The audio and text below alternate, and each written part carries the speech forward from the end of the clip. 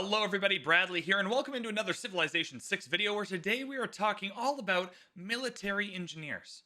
Military engineers are one of the most accidentally underutilized units in a game of Civilization. They have so many cool little perks, benefits, things they can do that can really help out your Civ games in the correct situations, and we're going to hop into a game right now and check all of those situations out. The game we're looking at here is one of the Blitz games we played, which is really fun. You can kind of mix and match all of the different Civ abilities together and make a custom Civ. We did a video talking about that if that's something that interests you. We've already won this game. We played this game on stream, twitch.tv/VanBradley in the description if you want to check out the live stream to watch us play Civ live. We do it a few times a week, but the key is we've already won this game, so we have a full kind of sandbox to play with, but also we did not use any military engineers, so we can explore all of their capabilities kind of fresh without them already being on the map.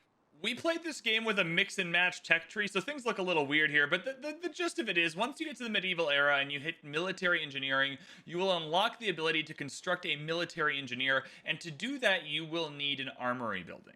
I think this is one of the reasons why military engineers don't really get used too often, is because not a lot of people have loads of armory buildings just ready to go in the medieval era right away. But we have a few. One of our abilities here was Shaka Zulu's Ikanda, so we have quite a few armories on the map, and we can start and grab some military engineers.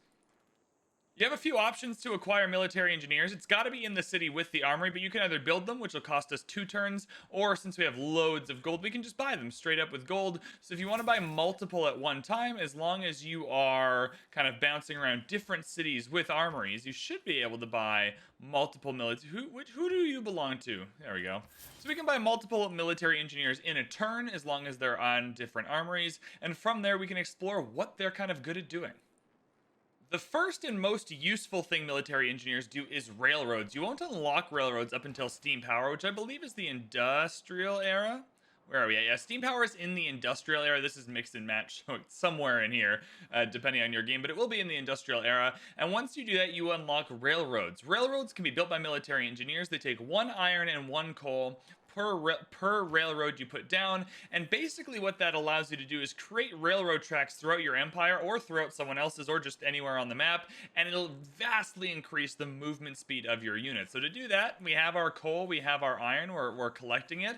We have a surplus here of 4 per turn in coal and 8 per turn in iron, so we can build up to 4 railroads per turn before we start losing resources here. So you can build quite a bit of railroads in one turn. To build a railroad, all you have to do is come over to your military engineer, click that bad boy, and then click the railroad button, and it will place a railroad down. You can't see it yet because it's in a city center, but we're going to start connecting some railroads throughout our cities here and really take a look at the potential movement bonuses they are going to give us. It's a little bit hard to see because we have so many things on these tiles, but as you put railroads next to each other, they automatically connect. So we started in Beerfest here. You can see the little bits of railroad that are coming here that are connecting through the Temple of Artemis, through this solar panel tile here, and we've connected the railroad here. One of the reasons to do railroads, at least one set of railroads in a game of Civ, is for the era score. So when we come here and we move our military engineer here, and we connect Beerfest to Old Milwaukee with one continuous railroad, we should get, I believe it's 4 era score. So let's build this, and there it is. We've built the railroad. It's 3 era score. I believe if you do it first, it'll be 4, but either way, we're getting some era score for that first kind of city to city connection with a railroad. And since we can build more than 1 railroad per turn, you can just only use 1 charge per military engineer per turn. So we have 2 military engineers. We can use 2 railroads per turn. We're doing the same thing up here. And you can see that these ones are collecting or connecting a little bit easier. You know, it's hard to see through the spaceport. But what's cool about this is if you have 3 or 4 or 5 military engineers and you have the resources to support this, you can really quickly railroad up your empire without taking too much time and having one military engineer having to connect the entire thing. This becomes particularly useful in a domination game where you may want to try and get your units from one side of the map to the other to take down a different empire. If you've had multiple military engineers building railroads the entire time, you will have been able to connect your cities fairly easily, but also it means that you have to build less units for domination because you can just move your units around. So what we're going to do now is I'm going to spend a few more turns building some more railroads, and we'll see what kind of movement bonuses we're going to get from that. So I ended up building 4 military engineers to do this, and I just want to show you a little trick when putting down railroads. If you have multiple military engineers and you're trying to get some railroads down fairly quickly, you can have them overlap each other. So you can do this military engineer move up, build a railroad, and then this military engineer follows the railroad, kind of leapfrogs it, builds another railroad, and that way you can have multiple military engineers building your railroad in the same kind of track towards the city. And once I'm done here, our test is going to see how far we can get this vampire from Dur Kurigalzu and see how far down, hopefully to All Hail Basket Case in one turn with railroads. Alright, so I am pretty railroaded up here, and I've purchased a few different types of units to show you the movement that railroads can provide with different types of unit, which all have different kind of movement speeds, tiles they can move per turn. So we've connected Dur Kurigalzu all the way down to Winrar, down to Beerfest, down to All Hail Basket Case, and we seem to be pretty railroaded up. So let's start with the Vampire. The Vampires are fairly slow. Getting them around the map is very hard. Same with this Bombard here. So this Vampire can get from Dur Kurigalzu all the way down to just past Beerfest in one turn, which is ridiculous. That's a huge amount of land that's being covered in one turn by a vampire unit. This scout, which has more movement speed, can get from Beerfest right up, oh my goodness, right up to where we can cut all the way around, right up to Urologia, up to this Taj Mahal, right up to this farm here, right over to this entertainment complex where the railroad ends. And I'm sure if I kept the railroad going, I might be able to push a little bit farther. We have a helicopter over here that is a cavalry unit. So this helicopter can come from this encampment all the way up to Dur Kurigalzu as well. So you can see just how much movement these units are getting from having a railroad network around the map. Those units were a little more similar than I thought, actually, considering they have different movement speeds. But the main thing we can take away from this is that if you're trying to move units around the map, railroads are incredible for helping you do that.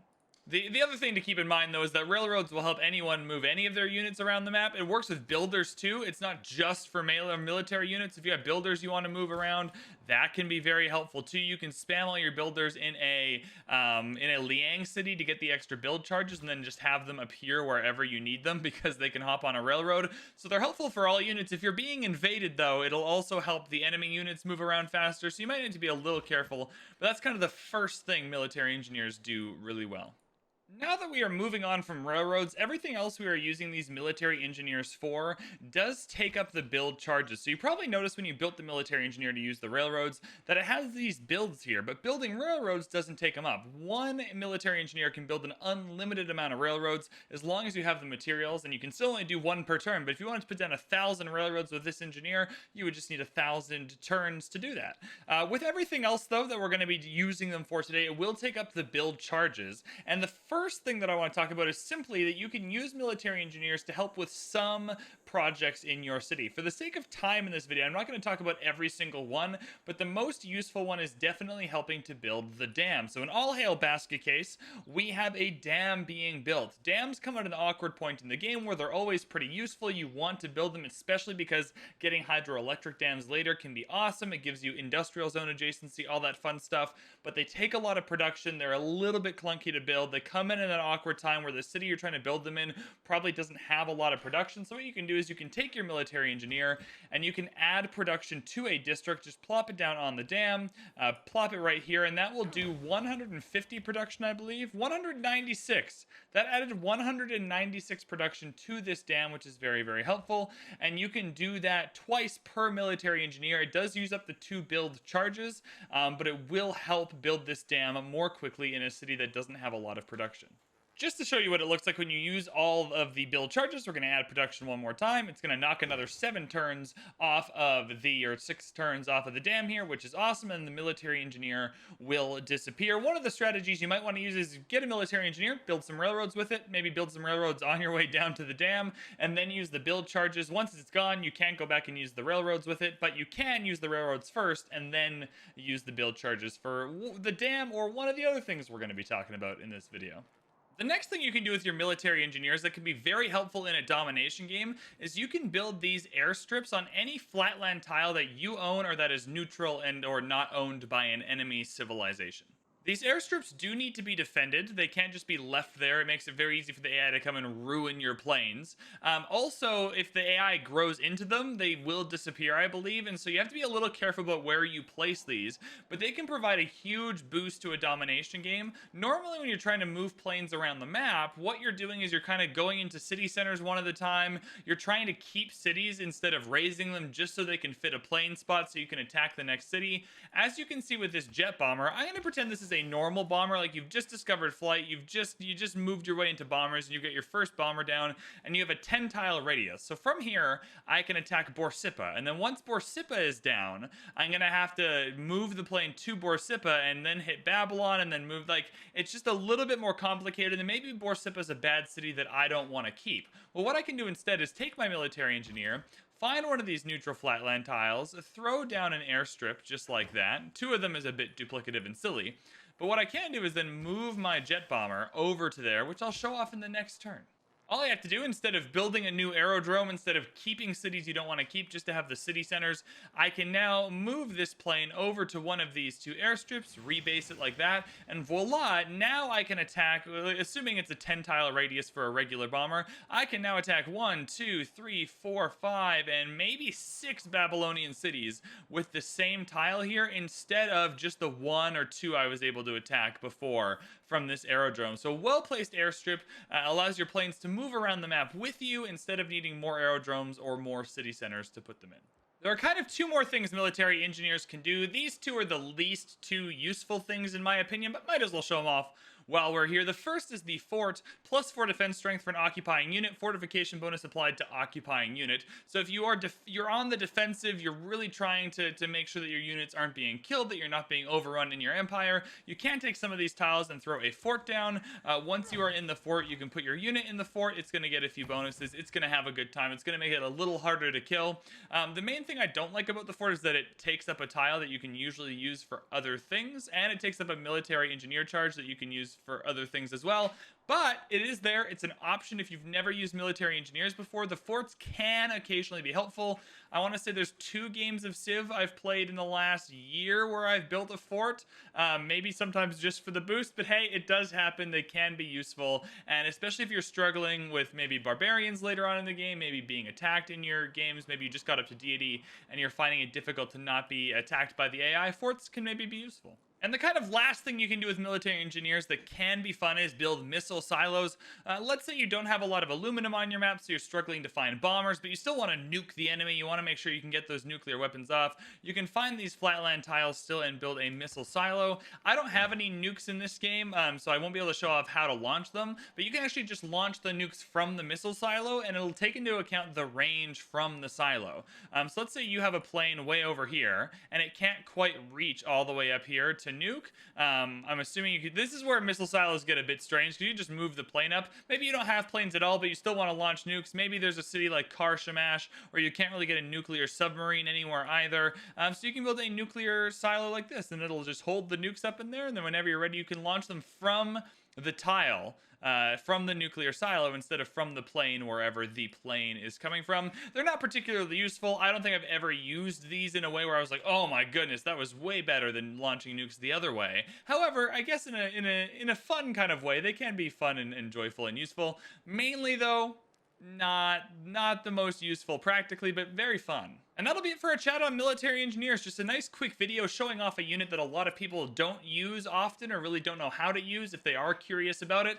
I think the railroads are easily the best reason to use military engineers if you're keen on grabbing those in your game. I found the movement speed recently to be really awesome. Even though it makes the game take a little longer to build them all, I found that to be worth it in a lot of games recently. Kind of secondly there will be the ability to use military engineers to help with dams. There are other projects that you can use military engineers for, but dams really stand out as the one that they're just hard to build. They take a lot of production. They take a lot of time at the point in the game you want to build them. So using your military engineers to help building dams can be very, very helpful. And then, you know, there's the forts, there's the nuclear launch sites, which aren't exactly the best but can be fun. Airstrips, though, are the one kind of tile improvement that's using build charges that I use in most of my domination games. Instead of building aerodromes, instead of taking every city that I capture just so I can have a plane in it, I just raise a bunch of cities, find a flatland tile where I raise the city, put an airstrip down, and just move my planes forward that way. So I found the airstrips to be super fun and practical as well. But anyways, hop into your games, try out the military engineers, let me know what you think. Let me know in the comments below what you think of this video, what you use your military engineers for. Make sure to hit the like button, leave a comment, check out all the links in the description. We got socials, we got Discord, we got the Twitch stream, we got all that stuff. Thank you so much for watching, and we will see you in the next one.